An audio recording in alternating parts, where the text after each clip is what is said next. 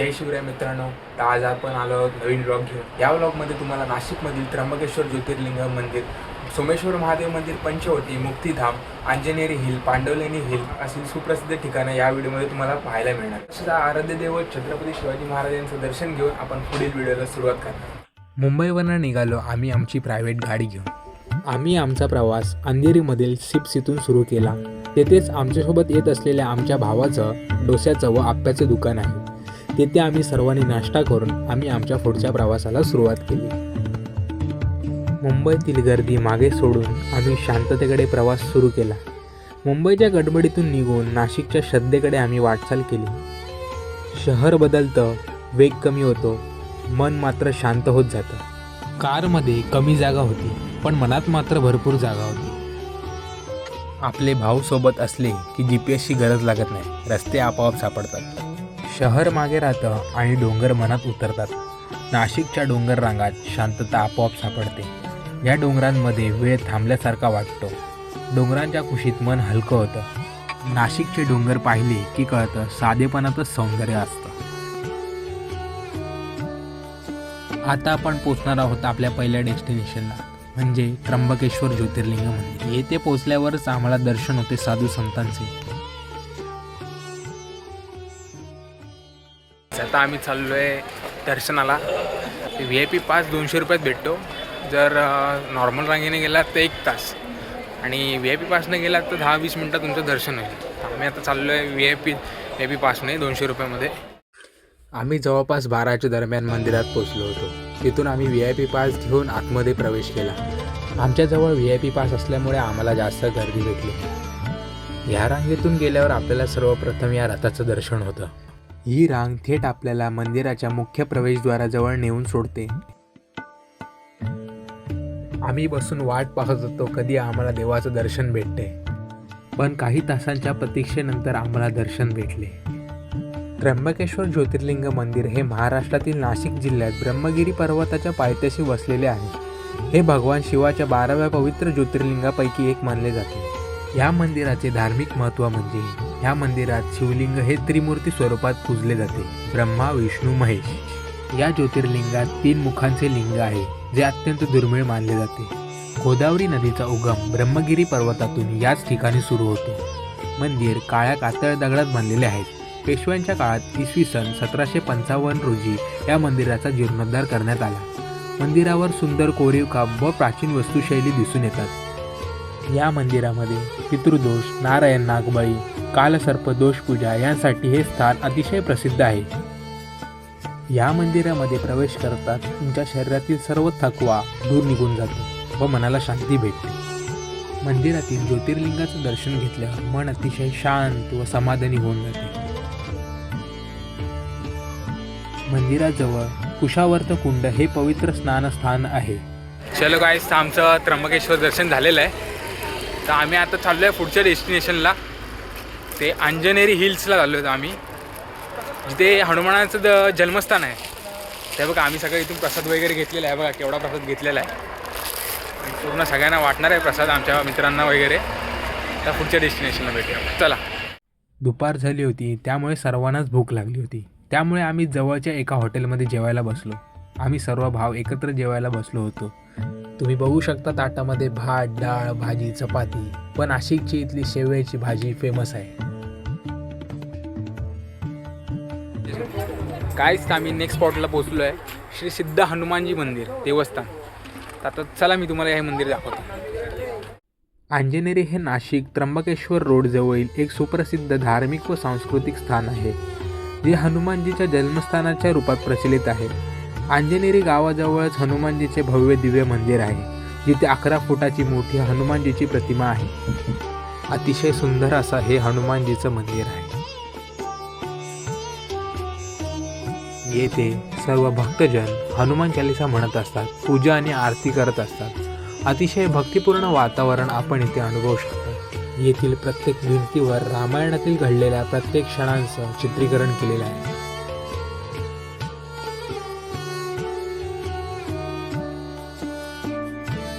तुम्हाला जी काही माहिती अंजनेरी गुफाविषयी माहिती हवी असेल तर ते या लेखात लिहिलेले आहे, तुम्ही वाचू शकता. दर्शन घेऊन झाल्यावर आम्ही निघालो आमच्या पुढच्या स्थानाला. गाईस, आता आम्ही आलो आहे प्रति केदारनाथ शिवशक्तीपीठ या ठिकाणी. अंजनेरी हिल्सवरनं हे जवळच आहे, जवळपास 10-15 मिनिटचा रस्ता आहे गाडीवरनं. तर आता आम्ही आलो आहे, तर तुम्हाला दाखवतो आहे मंदिर कसं आहे. प्रति केदारनाथ मंदिर हे मंदिर उत्तराखंडमधील प्रसिद्ध केदारनाथ ज्योतिर्लिंग मंदिराचा हुबेहूब प्रतीक म्हणून नाशिकमध्ये स्थापन करण्यात आले आहे. हे मंदिर शिवशक्ती ज्ञानपीठ आश्रमाच्या परिसरात आहे, जो अंजनेरी पर्वताच्या स्वच्छ व निसर्गरम्य भागात वसलेला आहे. हे मंदिर केदारनाथ धामाचे रूपात्मक स्थान म्हणून मानले जाते. येथे भक्त शिवाची भक्ती आणि ध्येय साधू शकतात. विशेषतः जेव्हा उत्तराखंडमधील भागात प्रत्यक्ष जाणं शक्य नसतं तेव्हा. त्यामुळे स्थानिक आणि आसपासच्या भागातील भाविक येथे केदारनाथ दर्शन अनुभव करण्यास येतात. हे मंदिर सुमारे 2014 साली बांधून पूर्ण झाले आणि भाविकांसाठी खुले करण्यात आले. सुरुवातीच्या काळात येथे जास्त प्रसिद्धी नव्हती, पण नंतर सोशल मीडिया आणि व्हिडिओच्या माध्यमातून येथे प्रतिरूप मंदिर म्हणून खूप लोकप्रिय झाले. आपण पाहू शकता मंदिरातील गर्भगृहातील दृश्य.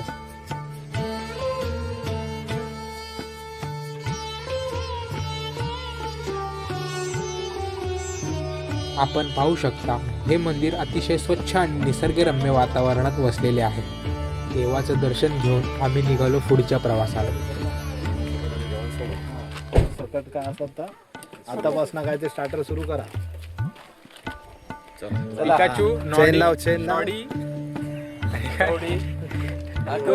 आता आम्ही नेक्स्ट डेस्टिनेशन आलो आहे सोमेश्वर महादेव मंदिर. हे मंदिर नाशिक मेन सिटीपासून खूप जवळ आहे, त्यामुळे हे मंदिर पाहण्यासाठी खूप लांबून लोक येतात आणि इथे खूप गर्दी असते. आणि आम्ही ज्या टायमिंगला आलो थोडी गर्दी कमी आहे.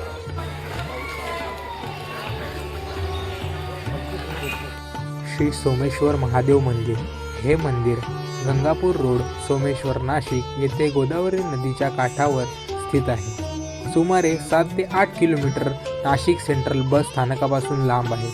मंदिर निसर्गरम्य वातावरणात व वृक्षांनी वेढलेले आहे आणि येथे शांत भक्तिभावपूर्ण वातावरण आहे. या मंदिरात भगवान शिव मुख्य देवता आहे आणि येथे हनुमानजीची मूर्तीही दर्शनासाठी आहे. हे स्थान विशेषतः शिवभक्तांसाठी पूजनीय ठिकाण आहे आणि महाशिवरात्री श्रावण सोमवार येथे विशेषतः भक्तांची गर्दी दिसून येते. मंदिर संपूर्ण दिवस भक्तांसाठी खुलं असतं. सकाळी साधारण 6 वाजता ते संध्याकाळी 6 ते 9च्या दरम्यान बंद होऊ शकतं. सीझननुसार ही वेळ बदलूही शकते. या मंदिरात नित्यनियमाने पूजा व आरती चालू असते. भाविकांसाठी येथे प्रसादाची सोय उपलब्ध आहे.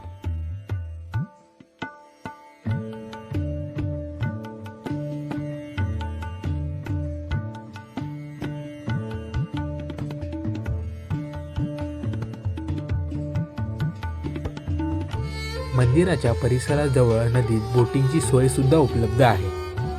त्यामुळे हे ठिकाण पर्यटनासाठीही सुप्रसिद्ध आहे.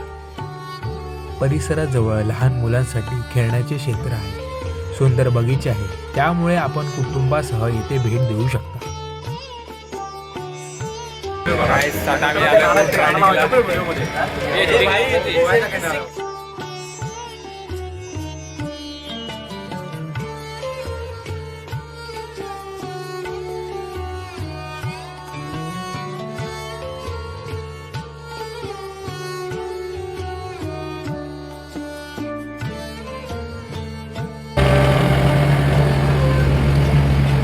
हलता रे बोट.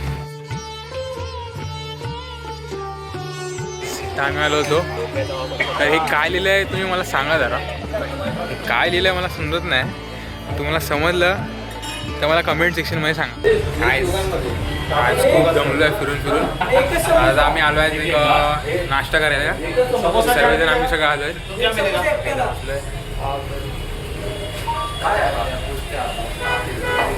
बघूया काय काय इथे भेटतं ते. दिवसभर सर्व ठिकाणी फिरून शरीर तर दमलंच होतं, पण सोबत भूकही खूप जोराची लागली होती.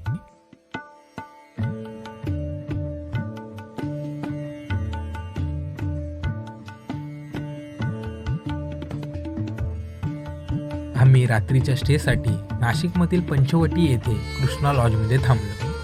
वगैरे दाखवतो कशा तिकडची रूम फॅसिलिटीज सगळ्या तुम्हाला दाखवतो. रूम्स वगैरे तर सर्व ठीकठाक होते. बाथरूमची सोय सुविधा उपलब्ध होती ती. तुम्ही कधी आपल्या फॅमिलीसोबत आलात तर रात्री स्टेसाठी इथं थांबू शकता.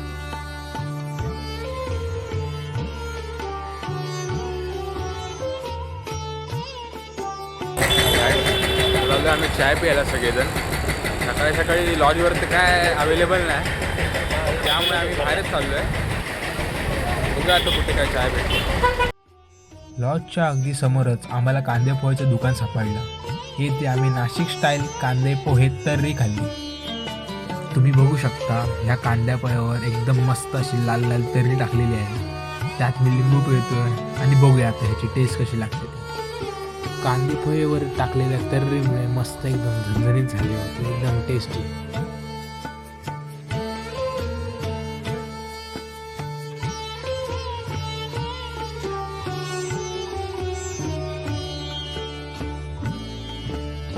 गाईस आता आम्ही चाललो आमच्या मेन डेस्टिनेशनला, म्हणजे पंचवटीला. पंचवटीमध्ये अशी 2-3 मंदिर आहेत, खूप सुंदर सुंदर मंदिर आहेत. आम्ही आता तुम्हाला दाखवते, त्या मंदिराबद्दल तुम्हाला सर्व माहिती तुम्हाला देईल. आम्ही आता पंचवटीत असे चाललो होतो, फुल गँगस्टर वाईब येत होती. आमचे अण्णा आमच्यासोबत होते, विशाल अण्णा. परत सर्वांना भूक लागल्यामुळे आम्ही पंचवटीमध्ये परत नाश्ता करायला बसलो. नाशिकमध्ये आम्ही जिथे गेलो तिथे अशा काही ना काही पाट्या लिहिल्याच होत्या. नाशिकमधील पंचवटी हे अगदी पवित्र स्थान म्हणून मानले जाते. येथे दूरवरून लोक अस्थिविसर्जन, श्राद्ध या सर्व गोष्टी करायला येतात. लवकरच इथे कुंभमेळा भरणार आहे. तुम्हीही येथे स्नान करायला येऊ शकता. तुम्ही आता पाहू शकता श्री कपालेश्वर महादेव मंदिर. श्री कपालेश्वर महादेव मंदिर हे नाशिक शहरातील पंचवटी भागात रामकुंडाच्या जवळ स्थित आहे. गोदावरी नदीच्या काठी एक प्राचीन असे शिवमंदिर आहे. हे मंदिर भगवान शिवाला समर्पित आहे आणि प्राचीन काळापासून भक्तांचे आवडते दर्शन स्थान आहे. विशेष वैशिष्ट्य म्हणजे या मंदिरात शिवलिंगासमोर नंदीची मूर्ती नाही. हे अत्यंत दुर्मिळ वैशिष्ट्य आहे आणि त्याचे धार्मिक कारण म्हणजे मंदिराशी जोडलेले एक महत्त्वाचे देवी विधान आहे. पुराणकथानुसार शिवजींनी गोहत्या किंवा ब्रह्महत्येचा पाप केलेल्या निमित्ताने स्वतःचे पाप नष्ट करण्यासाठी रामकुंडामध्ये स्नान करून तपस्या केली होती आणि नंतर या स्थानावर मंदिर स्थापन केले होते. त्यामुळे नंदी त्यांनी गुरु मानला नाही आणि मंदिरासमोर ठेवले नाही. या मंदिराचे स्थान पंचवटी, नाशिक, रामकुंड, हनुमान मंदिर, कालीराम मंदिर, कालसर्पयोग पूजा आणि इतर धार्मिक स्थळांच्या जवळ आहे. त्यामुळे पर्यटन व धार्मिक दर्शनासाठी नाशिकमध्ये हे महत्त्वाचे केंद्र मानले जाते. आपण आता पाहणार आहोत काळाराम मंदिर. काळाराम मंदिर हे नाशिक शहरातील अत्यंत सुप्रसिद्ध ठिकाण आहे. काळाराम मंदिराचे बांधकाम इसवी सन 1792 ते 1794 दरम्यान झाले होते. हे मंदिर सरदार रंगराव ओढेकर यांनी बांधले होते. मंदिर बांधण्यासाठी सुमारे 2000 कारागीर आणि 12 वर्षांचा कालावधी लागला होता. संपूर्ण मंदिर हे काळ्या पाषाणात बांधलेले आहे, म्हणून याला काळाराम मंदिर असे म्हणतात. मंदिरात श्रीराम, श्री सीता, श्री लक्ष्मणजी यांच्या काळ्या दगडातील सुंदर मूर्ती आहे. मंदिराच्या सभोवताली उंच दगडी भिंती आणि प्रवेशद्वार आहे. परिसरात हनुमान मंदिर व इतर लहान देवळेही आहेत. नाशिक हे रामायणाशी संबंधित महत्त्वाचे तीर्थक्षेत्र आहे. असे मानले जाते की भगवान श्रीराम, श्री सीता, श्री लक्ष्मणजी यांनी वनवास काळात येथेच वास्तव्य केला होता. रामनवमी, दसरा आणि एकादशी या दिवशी येथे मोठी यात्रा भरते. येथे 1930मध्ये डॉक्टर बाबासाहेब आंबेडकर यांनी काळाराम मंदिर येथे सत्याग्रह केला होता.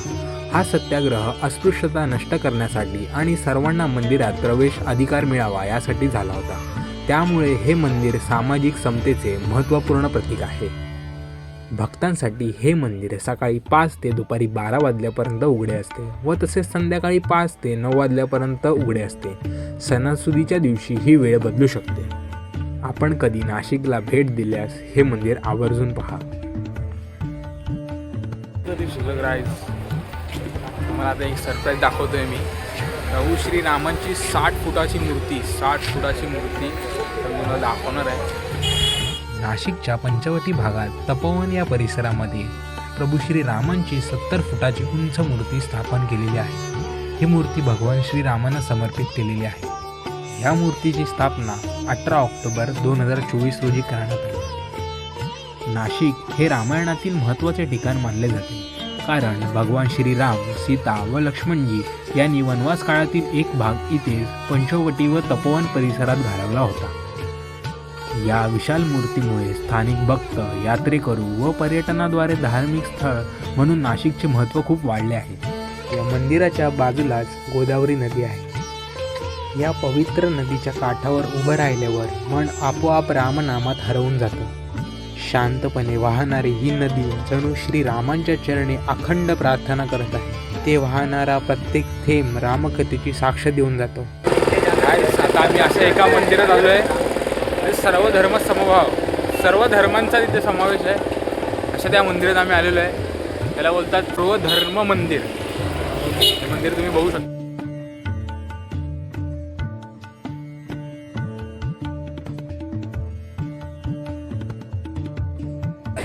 या मंदिरामध्ये खास करून प्रभू श्रीरामांची मूर्ती होती. लिहिल्यात होतं सर्व धर्म मंदिर, पण फक्त प्रभू श्रीरामांची मूर्ती होती. कारण का आपल्या धर्माची सुंदरता ही आहे की आपण कुठल्या धर्माला वेगळं मानलेलं नाही. आपण सर्व धर्म समभाव म्हणून आपण सर्व धर्म एकत्र करून आपल्याला मानलेला हा सनातन धर्म आहे.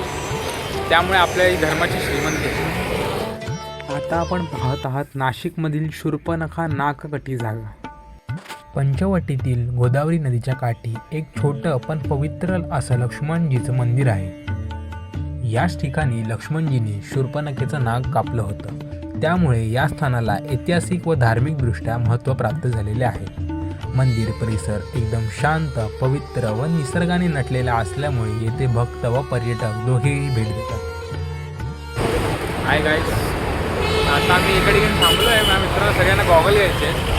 आता इथून आम्ही जाते मुक्तिधामला. मुक्तिधाम जवळपास इथून 7.5-8 किलोमीटर लांब असेल. डेस्टिनेशन झालं की मग आम्ही मुंबईचा प्रवास चालू करू. रोडच्या बाजूलाच आम्हाला एक गॉगलचं दुकान दिसलं. आम्ही सर्वजण इथे गॉगल घेत राहिलो. माझ्या डोळ्याला ऑलरेडी नंबरचा गॉगल असल्यामुळे मी काय इथे गॉगल घेतला नाही आणि आम्ही निघालो पुढच्या प्रवासाला. आता आपण पाहत असाल मुक्तिधाम मंदिर. मुक्तिधाम मंदिर हे नाशिक शहरातील अतिशय प्रसिद्ध ठिकाण मानले जाते. हे मंदिर पांढऱ्या संगमरवरात बांधलेले असून भारतातील जवळपास सर्व प्रमुख हिंदू देवतांचे दर्शन एका ठिकाणी घडवणारे हे एकमेव ठिकाण मानले जाते. या मंदिरात एकूण 18 अध्यायांचं रामायण पूर्णपणे भिंतीत कोरलेलं आहे. येथे 12 ज्योतिर्लिंगांची प्रतिकृती एकाच ठिकाणी पाहायला मिळते. मुख्य देवता श्रीराम, सीतामाता, लक्ष्मणजी व हनुमान आहेत.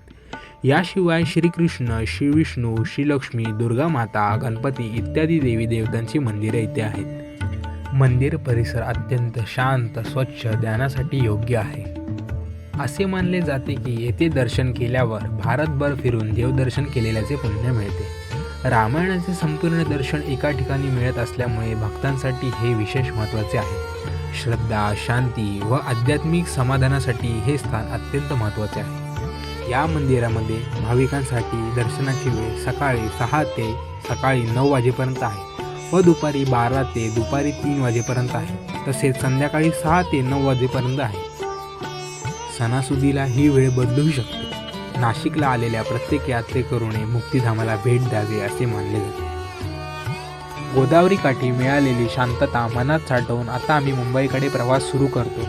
या पवित्र भूमीला नमस्कार करून आम्ही परतीचा प्रवास सुरू करतो. आता आमच्यासोबत असा सीन झाला आहे की पेट्रोलच संपलं आहे. आमच्याकडे काहीच ऑप्शन नाही इथं मध्ये थांबायचा. आमच्यातले 2 जण गेलेत पेट्रोल आणायला. ते जवळपास होता एक बायपास पण होता, बायपास पण नव्हता. ह्या डोंगरावर असं चढून त्या साईडला गेलेले आहेत. तर आता बघू त्यांना पेट्रोल भेटतंय काय. 2 बाटल्या घेऊन गेले आहेत 2 लिटरमध्ये. जवळपास इथून पण पुढे 30-1 किलोमीटर लांब आहे पेट्रोल पंप. ही वॉर्निंगच समजा, कधी ह्या महामार्गावरून आला समृद्धी महामार्गावरनं तर तुम्ही पेट्रोल चेक करा, गाडीची कंडिशन चेक करा, सगळं चेक करा, मगच या मार्गामध्ये एंटर व्हा. नाहीतर आहे आमच्यासारखे बांबू.